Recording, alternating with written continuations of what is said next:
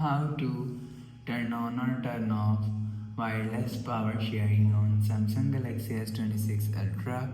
Let's start the video. First of all, go to App Library. Here click on Settings app.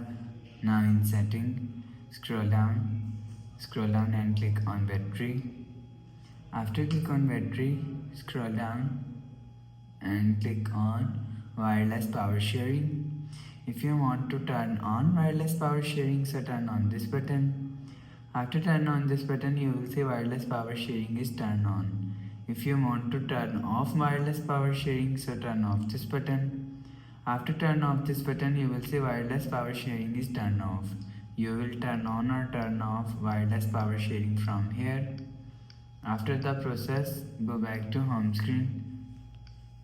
So that's how you can turn on or turn off wireless power sharing on Samsung Galaxy S26 Ultra. If you like the video, please subscribe. Thanks for watching.